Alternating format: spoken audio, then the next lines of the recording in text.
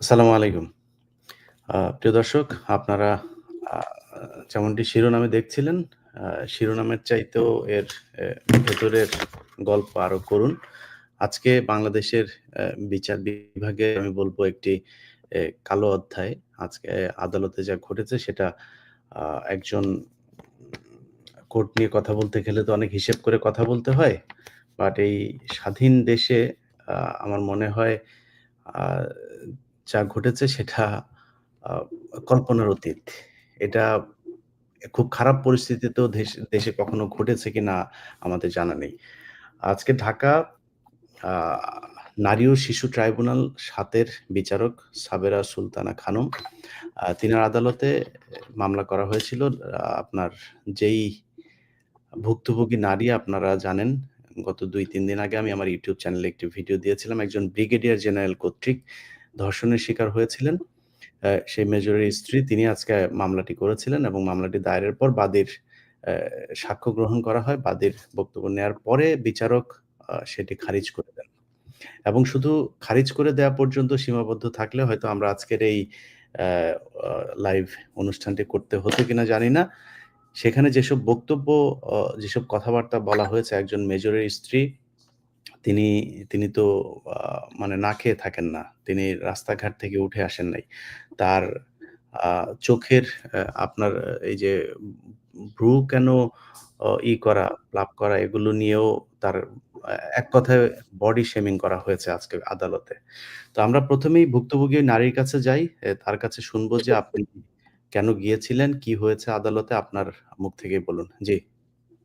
আমি আজকে ১ম এ হচ্ছে গিয়ে মামলা করার জন্য গতকাল আমি গিয়েছিলাম থানায়। তখন তারা মামলায় কেউ কোনো কিছু নেয় নাই। বলছে যে ব্রিগেডিয়ার জেনারেল আর্মির এগুলো নেওয়া যাবে না।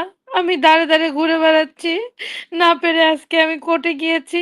কোর্টে যাওয়ার পরে আমি যখন মামলা দায়ের করতে গেছি, উনি আমাকে মামলা নেওয়া তো দূরের কথা, আমার পুরো কোনো কথা না শুনেই ফার্স্ট এসে শুরু করে দিছে আর্মি থেকে একটা সুতা পড়লে সেটা জানতে পারে। এই সমস্ত মিথ্যা বানোয়াট কথা পাইছেন কোথা থেকে?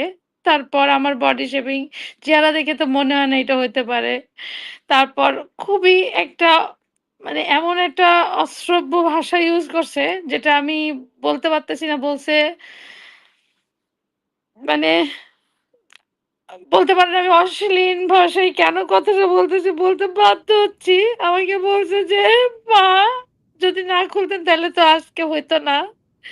তারপর বলছে, "আমার আত্মীয়স্বজন আর্মিতে কি, বহুত আছে কি, এরকম কি, ঘটনা। কি না খুললে বুঝি নাই আপু কি? আমার পা যদি না জোড়া যদি না খুলতাম তাহলে সেই লোকে বদমাইশি করতে আমার সাথে পারত না বা খারাপ কোনো কাজ। আপনার স্বামীর সাথে সম্পর্ক কত বছরের? তার সাথে ঠিকমতো হয় কিনা?" অশ্রাব্য ভাষায় আমাকে এই সমস্ত বলছে, "আপনার স্বামীর কাছে যান কিনা?" আমি বলছি, "প্রত্যেক সপ্তাহে যান না?" আমি বলছি, প্রত্যেক সপ্তাহে না। আমি প্রত্যেক মাসে ১ দিন যেতে হয়। আমিই যাই, আমিই করি।" আমাকে বলছে যে, "আপনার ফ্যামিলির কে আছে?" আমার বাবা-মা বেঁচে নাই। সে বলে, "মিথ্যা কথা বলতেছি। আমার বাবা-মা না থাকলে আমি কোথা থেকে বাবা-মা পয়দা করে নিয়ে আসবো?" আমারে বাবা-মা পয়দা করার কথা বলতেছে। তারপর বলতেছে যে, "এই সমস্ত মিথ্যা বানোয়াট নিই না। কাগজ আমি দেখাচ্ছি আমার হাসব্যান্ডে দেখেন আমাকে কতটুকু ভালোবাসে সেটা বলে কি এই সমস্ত নাটক বাদ দেন। এই সমস্ত যদি ভালোবাসাই থাকতো তাহলে আর এগুলো করতে পারতেন না। আমাদেরও স্বামী আছে আমরা অনেক কিছু বুঝি। এই সমস্ত ফালতু কথা বাদ দেন।" বলে আমার কাগজটাও দেখার চেষ্টা করে নাই ওইখানে। তারপর আমি বললাম যে, "আমার সাথে এগুলো অন্যায় হইছে।" উনি বলে, "কোনো অন্যায়-টন্যায় কিছু হয় নাই।" হঠাৎ করে লিখলো, লিখার পর, "যান, আপনি এবার চলে যান।" কোনো কথা, কোনো কিছু শোনার চেষ্টা করল না। কোনো কিছু বোঝার চেষ্টা করল না। সে আমাকে বাইরে পাঠিয়ে দিল। বলল, "হিয়ারিং এ রাখতেছি।" কিন্তু কোনো কিছু করার পরে সে আমাকে রিজেক্ট করে দিল। কারণ কি? ওইখানে ডিজিএফ এর লোক, অন্য লোক চলে গেছে বলে আমি সঠিক সুষ্ঠু বিচার পেলাম না। আমাকে আমি তো ভিকটিম। কিন্তু ক্রিমিনাল আজকে আমাকে বিকালবেলা মেসেজ পাঠায় আমার মেয়ে দিয়ে যে সে তাকে নিয়ে ভালো থাকো। এই যে এই সমস্ত কথাবার্তার এই যে কাজ, তার বউ গতকালকে তার বউ না সে ফোন করছে আমি জানি না। আমি নাম্বারটা পাঠিয়েছি আপনাদেরকে ইতিমধ্যে। আমাকে বলছে, "তুমি কি চাও? কি লাগবে?" লুক্রেটিভ অফার দিচ্ছে। তারপর আমাকে ফোন করছে, আমি ফোন রিসিভ করি নাই। বিভিন্ন নাম্বার থেকে আমাকে ফোন করে অশ্রাব্য ভাষায় গালিগালাজ চলতেছে। আমি না খেয়ে আছি। ইভেন আমি আমার বাসায় একটা লোক, কাজের লোক যে হেল্পিং হ্যান্ড যে থাকবে তাকে পর্যন্ত আসা বন্ধ করে দিছে। আমাকে একটা সৈনিক একটা আসতো মাঝে মধ্যে যে আমাকে একটু খাবারটা এনে দিত। আমার গায়ে জ্বর পুড়ে যাচ্ছি, না খেয়ে আছি। আমি বাজারে যাব বা নিচে নামবো, যে লুক মানুষজন দিচ্ছে, আমাকে আত্মহত্যা করা ছাড়া আর রাস্তায় কোনো পথ রাখতেছে না তারা আমার সাথে। তারা মেন্টালি ভাবে ট্রমাটাইজ করে আমাকে পুরো একটা ঘরের মধ্যে, বাসার মধ্যে রাখছে। আমি যে নিজে একটা কোনো কিছু করবো সে অবস্থার মধ্যে নাই। অলরেডি একটু আগে, কিছুক্ষণ আগে ডেকে আমাকে দিয়ে সাইন করালো। বলল যে আপনার সাথে ভালো সম্পর্ক, হ্যান-ত্যান অনেক কিছু বুঝাইলো। সেখানে পুরো এক্সপ্লেইন করে দিয়ে আসলাম তাদের সাথে আমি। আমি বললাম, "আমার একটা প্রেশার ওষুধ কেনার মতো অবস্থা নেই। আমি হাই ব্লাড প্রেশারে মারা যাচ্ছি। আমার বাসায় কোনো খাবার নেই। আমি সারাদিনে খেতে পারিনি। বিছানা থেকে উঠে দাঁড়াতে পারতেছি না। আমাকে কি আপনারা একটু সাপোর্ট দিবেন না?" কোনো কথার উত্তর নেই, "আমরা জানি না।" আমি বললাম, "আপনি কি বোর্ডের কি কোনো একটা মেম্বার না?" সেটা বলে কি, "হ্যাঁ।" কিন্তু সে বোর্ডের মেম্বার হলে সে জানবে না কেন? আমার জামাইয়ের সাথে, আমিও তো এখানে চাকরিতে সে করছে। আমি বাসায় ছিলাম। কিন্তু এট লিস্ট আমি জানি সে চাকরি অবস্থারত। এরকমভাবে অমানসিকতা নির্যাতন হইতে পারে না। কেন আজকে আমি অন্যের বিরুদ্ধে কথা বলছি বলে কি আমার সাথে এরকম আচরণ হইতে পারে? তারা তো চাচ্ছে এখন আমি আত্মহত্যা করে মরে যাই। আইনজীবীর কাছে গেলাম। একটা স্বাধীন দেশে একটা মেয়ে হিসেবে একটা মেয়ের কাছে গেছি। সে তো আমার বিচারটা নিল না। আমি তো খুব আশা করে গেছিলাম। আমি কি আরেক তনু হয়ে যেতে চাচ্ছে তারা? আমি মানুষের কাছে জানতে চাই, আমার কি কোনো বিচার হবে না? এইভাবে কি আমি থাকবো? আর ক্রিমিনাল যে সে বহাল তরিকায়, এই যে জানানো হয়েছে তার অনেক কিছু করা হয়েছে, কিছুই তো করা হয় নাই। সে বহাল তরিকায় তার মতো তো সে সুন্দরভাবে জীবনযাপন করতেছে। আজকে আমারে মানুষ বডি শেমিং করে। আমার ভ্রু প্লাগ আছে নাকি?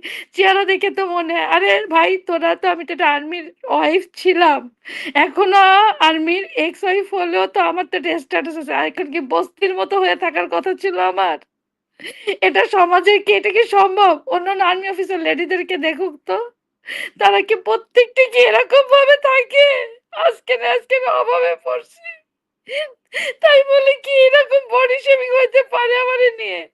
আমাকে এটাও বলা হচ্ছে তার সাথে আগে এটা কি পরকীয়া আপনাকে সম্পর্ক, ওই বিচারক বলছে আপনার এই তার ভ্রুর সাথে আমার কথা? পরকীয়া সম্পর্ক ছিল। যদি পরকীয় সম্পর্ক থাকতো, যদি আমি খারাপ মেয়ে হইতাম, তাহলে কি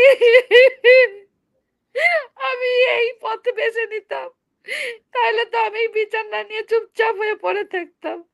প্রত্যেকটা প্রমাণ, আজকে আপনি ভাইয়া দূরে আছেন বলে আপনার কাছ থেকে আপনি বিচারের ব্যবস্থা করতেছেন। আমাকে অন্যান্য লোক বলতেছে, "এত লোক থাকতে আপনি ইলিয়াসের কাছে কেন গেছেন?" ইলিয়াস মানে কি? আমি বলছি, আমি এটা ডিফাইন করছি। ইলিয়াস মানে কি? উনি আমার ভাইয়া। উনি আজকে যে কাজটা করছে আপনারা দেশের মানুষ হয়তো করলেন না।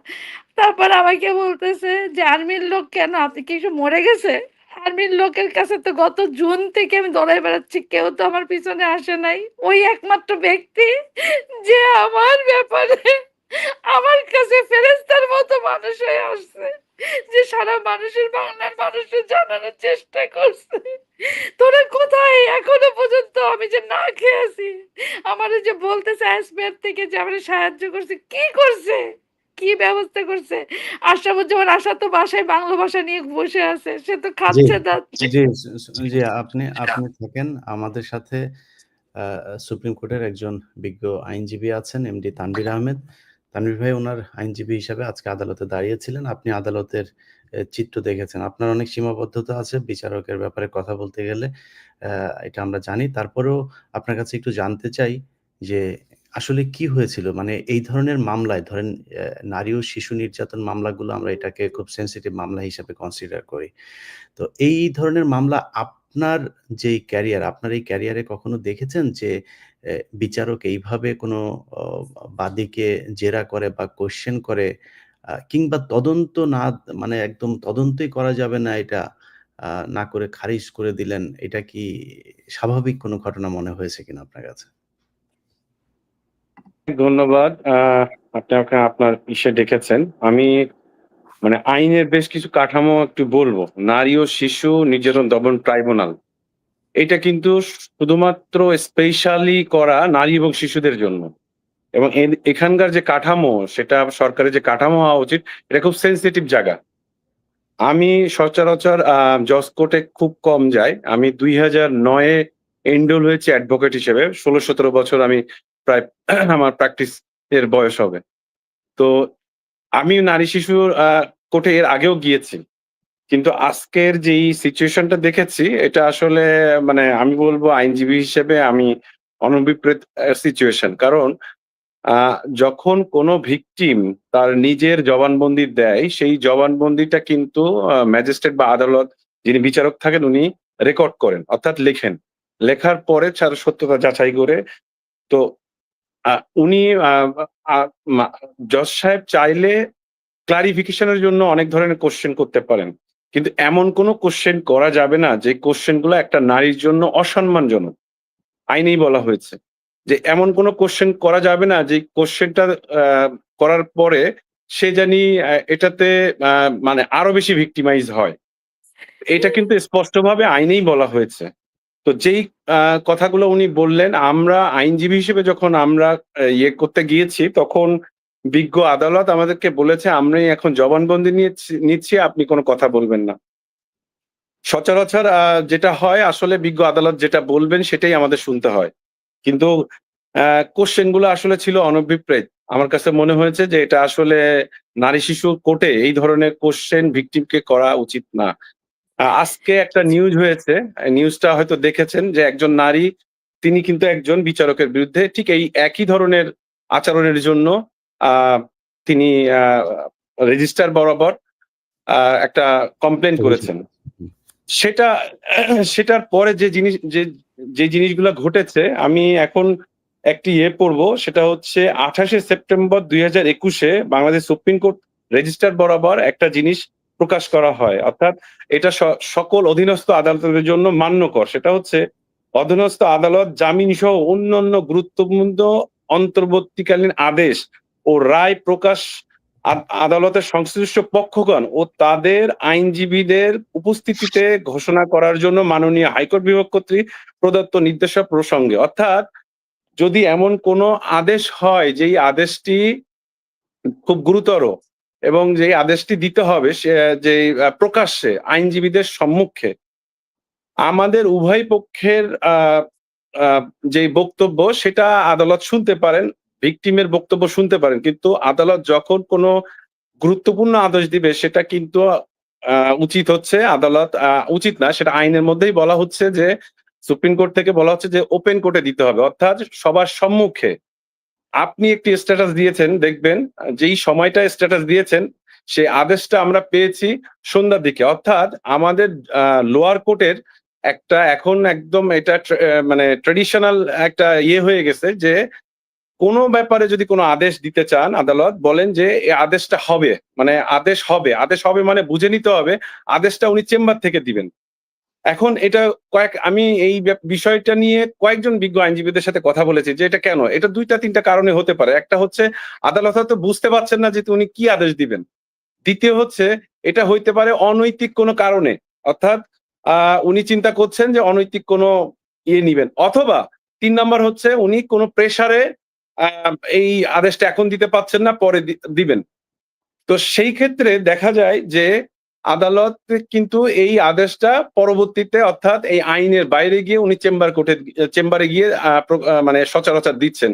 তো আপনার এই শোর মাধ্যমে আমি আমাদের যারা মানে এই আইনের যারা দেখভাল করেন, অর্থাৎ এখনো পর্যন্ত আমাদের যেহেতু সচিবালয় আ মানে ইন্ডিপেন্ডেন্ট হয় নাই, তাহলে আইন মন্ত্রণালয়ের দায়িত্বে পড়ে। আইন মন্ত্রণালয় বলব যে এই বিষয়গুলা একটু কড়াভাবে জানি দেখে। কারণ আদালত শুনলেন, শুনে প্রকাশ্যে তার আদেশ দিবেন। এটাই আমাদের প্রাপ্য। আজকের যে বিষয়টা হলো উনার কাছ থেকে শুনলেন, আমাদের কাছে শুনলেন। এরপর আমি জিজ্ঞেস করলাম আসলে কি হয়েছে? বলে আদেশ হবে। আদেশ কখন হবে? এটা তো সুনির্দিষ্ট করে বলতে হবে। আদেশ তো চেম্বার থেকে হতে পারে না। এটা আমাদের দেশে এখন এইটা যারা বেইল কেসে যাচ্ছে, সিভিল মামলার ক্ষেত্রে যাচ্ছে, এই আদেশ হবে বলে উনারা দীর্ঘক্ষণ ভিতর থেকে দেন, এটা অনৈতিক কিছু হতে পারে। ওই যে ৩ টা আমি বললাম। এর মধ্যে হচ্ছে উনি ১ম অর্ধে অর্থাৎ ৩ টার সময় শুনলাম যে উনি এটা পেন্সিল দিয়ে লিখেছেন যে এটা না হয়েছে। আমি ওখানে নিজে ছিলাম না। আমার যে অ্যাসোসিয়েট ছিল উনারা আমাকে জানালো ১ম এ যে এটা না হয়েছে। আচ্ছা ঠিক আছে। এরপরে নাকি অনেক সাংবাদিকরা গিয়েছে আপনার এটা দেখার পরে। তারপরে উনি আবার ফাইলটা তার ভিতরে নিয়ে গেছেন। নিয়ে যাওয়ার পর সন্ধ্যাবেলা আমি আবার জানতে চাইতে পাঠালাম যে আসলে আদেশটা কি হয়েছে? তখন উনি মানে আমার যেই বিজ্ঞ লয়ার ছিলেন তাদেরকে বলা হলো যে, "না এটা রিজেক্ট করে দিয়েছে।" এখন রিজেক্ট করতে পারে। এই সকল মামলার ক্ষেত্রে রিজেক্ট করা আদালতের এখতিয়ারের মধ্যেই পড়ে।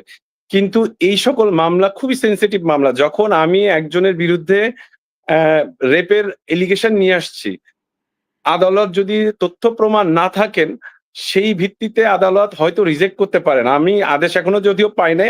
পূর্ণাঙ্গ আদেশ পাইলে উনি কোন গ্রাউন্ডে রিজেক্ট করেছেন এটা হয়তো আমি দেখতে পাবো। তখন আমরা হয়তো বিচার বিশ্লেষণ করব যে আমরা উচ্চ আদালতে যাব কিনা। সেটা পরের ব্যাপার। কিন্তু এই সকল মামলায় কিন্তু সচরাচর আমরা যদি দেখি যে এটা সরাসরি এফআইআর না হলেও এটা কিন্তু তদন্তের জন্য পাঠায়।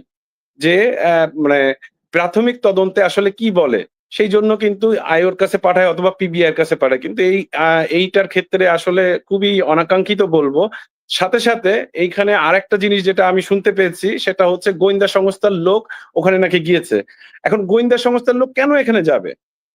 এটা তো সিভিল কোর্ট। এটা একজন সিভিলিয়ান একজন আ আ বা সার্ভিং আর্মস ফোর্সের অফিসারের বিরুদ্ধে মামলা করছেন। তো এখানে তো আসলে গোয়েন্দা সংস্থার লোক আসা উচিত না। কারণ এখানে সিভিল মামলা হচ্ছে। এইভাবে যদি আসলে আদালত অঙ্গন এখন যেই অবস্থা আমরা ৫ই আগস্টের পরে যেই চিন্তাটা করেছিলাম যে এটা পূর্ণাঙ্গ স্বাধীনতা পাবে, এটা পূর্ণাঙ্গভাবে স্বাধীন হবে। মানে সকল ক্ষেত্রে উনার স্টেটমেন্ট যেটা উনি দিয়েছে ওটা ভুল হতে পারে। উনি মিথ্যা বলতে পারে। উনি হয়তো যেটা করে নাই সেটা বলতে পারে। যিনি যার বিরুদ্ধে বলছে তিনি হয়তো সঠিক। কিন্তু সেটা তো তদন্ত করতে হবে। এখন আপনার কাছে গেলাম, আপনি তদন্ত ছাড়াই আপনি আ একটা lenient view নিয়ে আপনি রিজেক্ট করে দিলেন। এই জিনিসটা আসলে খুবই মানে ইয়া খারাপ হয়েছে আমার মনে হয়। তো আমরা আদেশটা দেখি যে কি আদেশ দিবে। আদালত নিশ্চয়ই তার পূর্ণাঙ্গ আদেশ আমরা হয়তো কাল পরশু আবেদন করব। আবেদন করার পরে যদি পূর্ণাঙ্গ আদেশে দেখি যে উনি আইনগতভাবে সঠিকভাবে দেন নাই অথবা আমার যে ক্লায়েন্ট আছে তার কাছ থেকে পরামর্শ করে আমরা একটা উচ্চ আদালতে যাবো এই আদেশের বিরুদ্ধে। আশা করছি। জি। তার আগে আমি য যতটুকু আ ম্যাডামের সাথে কথা বলেছি যে আমরা যেটা চাই যে ওই বিচারকের বিরুদ্ধে একটা অভিযোগ আ করতে চাই। যে তার যে আচরণ ছিল এই আ মানে কি বলবো যে বেআইনি যে আচার-আচরণ যে প্রশ্নগুলো তিনি করেছেন সেগুলো একদমই প্রাসঙ্গিক না। এই ধরনের প্রশ্ন তিনি আমার মনে হয় প্রভাবিত হয়ে তারপরে তিনি করেছেন। এবং এটা আমি বলব না যে তাকে ভয় দেখিয়ে গোয়েন্দা সংস্থা নরমালি অনেক বিচারকের সাথে কথা হয়। তারা বলেন যে, "ভাই আমাদের চাপ আছে, জামিনটা দিতে পারছি না, জামিন স্টে করা হয়েছে।" এগুলো নিয়ে কথা হয়। কিন্তু কোন বিচারক এই ধরনের কথা বলা মানে সে স্বপ্রণোদিত হয়ে তারপরে এই কাজটা করেছেন। তো ওই বিচারক তার নাম বলেছি যে তিনি আ নারী ও শিশু ট্রাইব্যুনাল ৭ এর বিচারক সাবেরা সুলতানা খানম। সাবেরা সুলতানা খানম আপনাকে একটা কথা বলি, আপনি খুব গুরুত্বপূর্ণ একটা কথা বলেছেন ম্যাডাম। সেটা হচ্ছে যে আ একজন ধর্ষণ করতে এসেছে, সে যদি পা যদি মানে না ছড়িয়ে দেয় তাহলে ধর্ষণ করবে কিভাবে? আমি আ আল্লাহর কাছে বিচার দিয়ে রাখলাম, আপনাকে যেন এরকম রাতের বেলা কোনো একদিন ধর্ষকের সামনে ফেলেন এবং সেদিন আপনি পা ফাঁক করে মানে পা জড়ো করে রাখবেন, আপনাকে যেন ধর্ষণ করতে না পারে। এটা আমরা বাংলাদেশের মানুষ দেখতে চাই কিভাবে সেটা করা হয়। তো এটা আপনি করেছেন। এটা খুব ভাল লেগেছে আপনার এই ইয়েটা। আপনি বিচারক তো আপনাকে নিয়ে তো কিছু বলাও যাবে না। যাই হোক আমাদের সাথে যিনি আইনজীবী হিসেবে আছেন তানভীর ভাই। তানভীর ভাই নিজেও একজন ফাইটার। তিনি বিডিআর যে মামলা সেটার সাথেও যুক্ত আছেন। আমি তানভীর ভাইয়ের কাছে অনুরোধ করব যে এই নারীর আ বিচার পাওয়ার জন্য যা করার প্রয়োজন আপনারা করবেন এবং তার পাশে থাকবেন।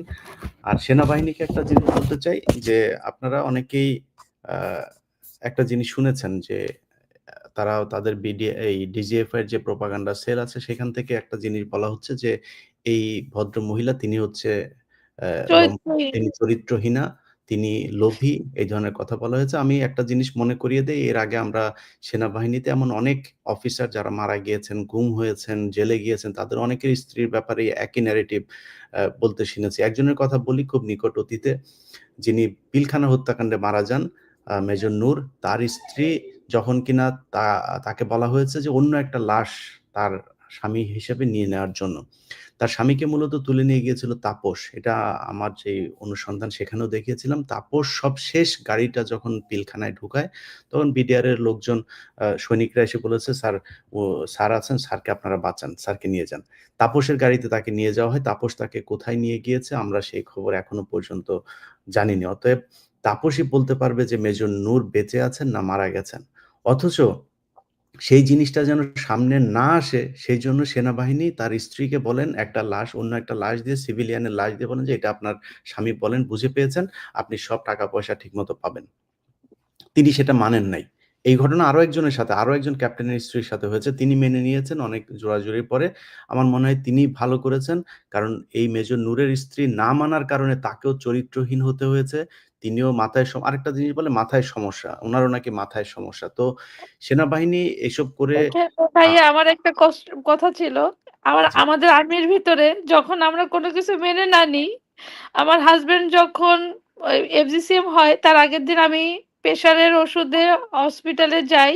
তারা আমাকে প্রেশার দেখে যে ১৯০ বা 100 উঠে যাচ্ছে আবার নেমে যাচ্ছে, যেকোনো মুহূর্তে আমি ব্রেন স্ট্রোক করতে পারি।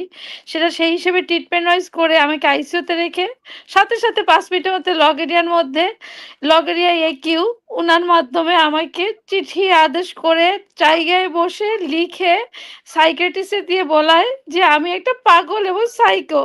এই যে সাইকো বানাই দিল, কিছুক্ষণ পর এই যে আজকেও দিল যে আমি মানসিকভাবে ভারসাম্যহীন। তো জি। মানসিকভাবে যাই হোক, ভারসাম্যহীন। সেনাবাহিনীর ভাইদেরকে বলবো, সেনাবাহিনীতে তো অবশ্যই অনেক ভালো মানুষ আছেন। আমরা তখনই বুঝবো যে ভালো মানুষগুলোর সংখ্যা বেশি বা আপনাদের নিয়ন্ত্রণে ক্যান্টনমেন্ট আছে যখন এই ধরনের ঘটনা ঘটবে না। আমি এর আগের ভিডিওটি যখন দেখেছিলাম আপনাদেরকে বলেছি যে আমি চেষ্টা করেছিলাম এই নারী যাতে বিচার পায়, আমি ভিডিওটা সামনে আনতে চাইনি। উনি নিজেও জানেন আমি কয়েকদিন পরে তারপরে সেই ভিডিওটা সামনে এনেছি। কিন্তু সেনাবাহিনীর পক্ষ থেকে কোনো সহযোগিতা পাওয়া যায় নাই। আ উপরন্তু আজকে যে ঘটনা ঘটেছে সেটা প্রমাণ করে যে সেনাবাহিনী বিচার চায় না। সেনাবাহিনী তার অপরাধীদেরকে বাঁচাতে চায়। সেটাই তারা আজকে করেছে। অতএব যেই এবং ব্যক্তিরা ভাইয়া সেনাবাহিনীর যারা আরেকটা কিনা জিনিস, মনে করেন যে সেনাবাহিনীর আপনাদের অনেক ভালো মানুষ আছেন, ভাই আমরাও জানি আপনারা আছেন। আপনারা না থাকলে এই দেশটা থাকবে না। সো আপনাদেরকে এই ক্রিমিনালদেরকে ক্যান্টনমেন্ট থেকে বের করতে হবে। এটা পরিষ্কার না করতে পারলে সেনাবাহিনীর যেই সুনাম, এটা আমি মনে করি আমরা চাইলেও মানে অক্ষুণ্ণ রাখা তো দূরের কথা, এটার কোনো অস্তিত্ব থাকবে বলে আমার মনে হয় না। আপনাদেরকে ঠিক মানুষ ঘুষখোরদেরকে যেভাবে ঘৃণা করে, লম্পটদেরকে যেভাবে ঘৃণা করে, আপনাদেরকে ঠিক একইভাবে ঘৃণা করবে। এখন সিদ্ধান্ত আসলে আপনাদেরই। জি, ম্যাডাম আপনি কিছু বলছিলেন? হ্যাঁ, বলতে চাচ্ছিলাম এইটা, যদি বিচারই করে তাহলে সে বহল তরিকায় কিভাবে এখনো পর্যন্ত পাজারো নিয়ে ঘুরে সমস্ত জায়গায় ওইটা ঘুরে তো পরের বেড়াচ্ছে, কথা। যারা এগুলো করে কোর্টে গিয়ে বেড়াচ্ছে। তারপরে প্রভাব বিস্তারের চেষ্টা করে তাদের সেই অফিসারকে বিচার করবেন এটা আমাদের মনে হয় না। এবং আজকে পর্যন্ত সে আমাকে মেসেজ পাঠায়, সে আমার বাচ্চাকে দোয়া করতেছে, সবকিছু করতেছে। তার বউ কালকে না সে ফোন করছে আমি জানি না ভাইবার থেকে। আজকে সে এটা টেলিগ্রাম থেকে করছে। তারপরে হচ্ছে গিয়ে তার আগের দিন আমাকে অফার দিছে যে, "তুমি কি চাও?"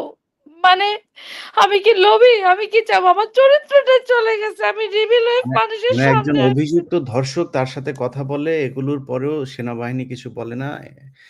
আ যাই হোক, এভাবেই চলছে সেনাবাহিনী। আমাদের দায়িত্ব বাংলাদেশের মানুষকে জানানো, এই হচ্ছে ওয়াকারের সেনাবাহিনী যারা ধর্ষকদেরকে রক্ষা করার চেষ্টা করে। যাই হোক, তানভীর ভাই আপনি কিছু বললে আপনাকে শুনে শেষ হ্যাঁ, করি আমরা। ইলিয়াস ভাই আমি একটু আ আ আপনি হয়তো সেনাবাহিনীকে অনেক বকাঝকা করছেন বা যেটুকু প্রাপ্য সেটা বলছেন।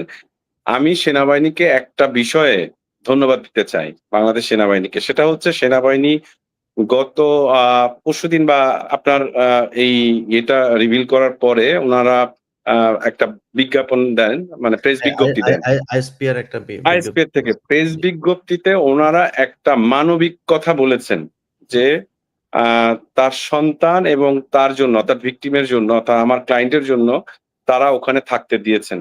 আমি এইজন্য তাদের এই মানবিক কথার জন্য আমি তাদেরকে ধন্যবাদ দিতে চাই। কারণ বাচ্চাটি গতকালকে আমার চেম্বারে এসেছিল।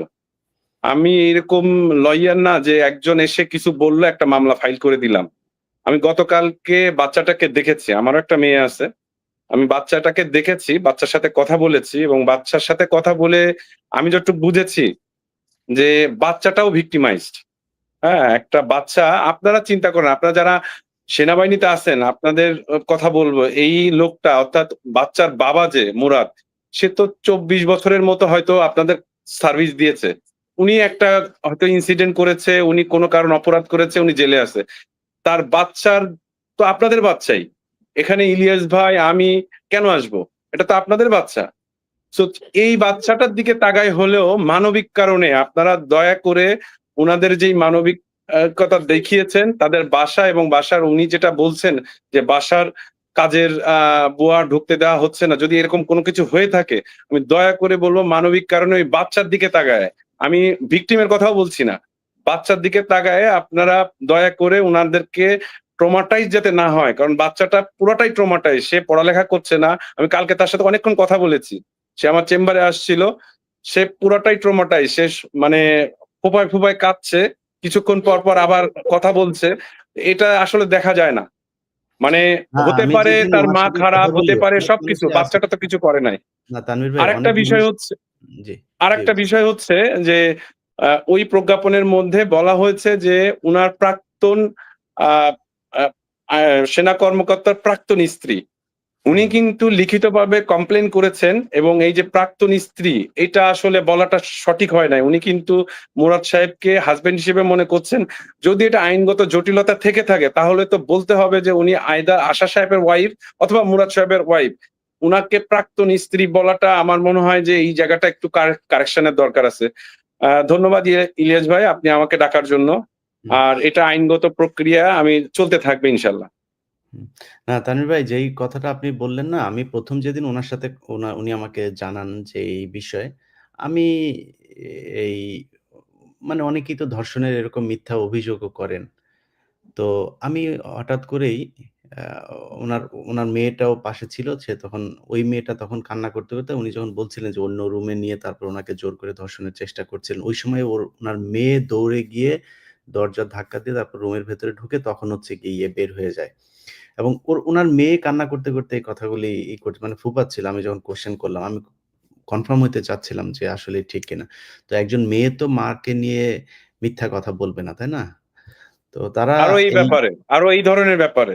এই ধরনের ব্যাপার। আর আরেক কথা হচ্ছে যে দেখেন আপনি যেটা বললেন আইএসপিআর তো আর এমনি, এমনি করেনি। আইএসপিআর পর্যন্ত তো বা ইলিয়াস হোসাইন পর্যন্ত তো এটা আসার প্রয়োজন ছিল না। যদি ক্যান্টনমেন্টই বিচারটা হতো। তারা মুখে যে কথাটা বলেছে ওয়াকারের ঠিক আ চরিত্রটা হচ্ছে একটা মুনাফেকের চরিত্র। সে আ মুখের চোখের সামনে মানুষকে বুঝায় একরকম।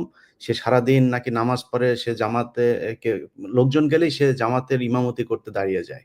তার ইমামতি করার খুব শখ।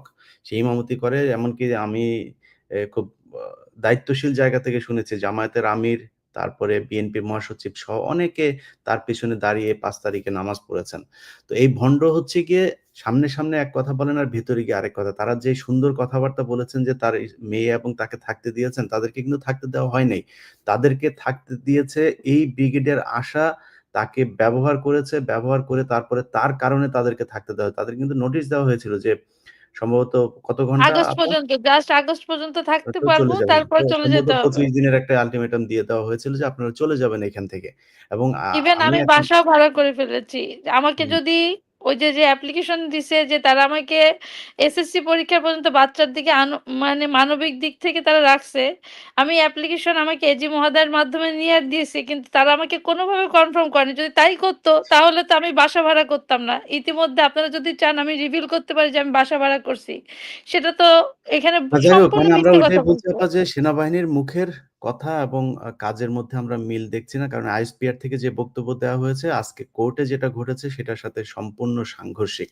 আমরা সেনাবাহিনীকে ঠিক লাইনে আসার আহ্বান জানাবো। ধর্ষক, লম্পট, খুনি, গুমের সাথে জড়িত এইসব অফিসারদেরকে সেনাবাহিনী থেকে সরাবেন এবং যে বিচারক আপাকে যেটা আবারও বলি যে সাবেরা সুলতানা খানম আ আল্লাহ আপনার বিচার করুক। আপনারও বিচার আছে। আপনাদের প্রধান বিচারপতি সিনহাকে আমরা চিনি। এই সিনহা এই দেশে হিন্দুত্ববাদ কায়েম করে গিয়েছেন বাংলাদেশের বিচার অঙ্গনে।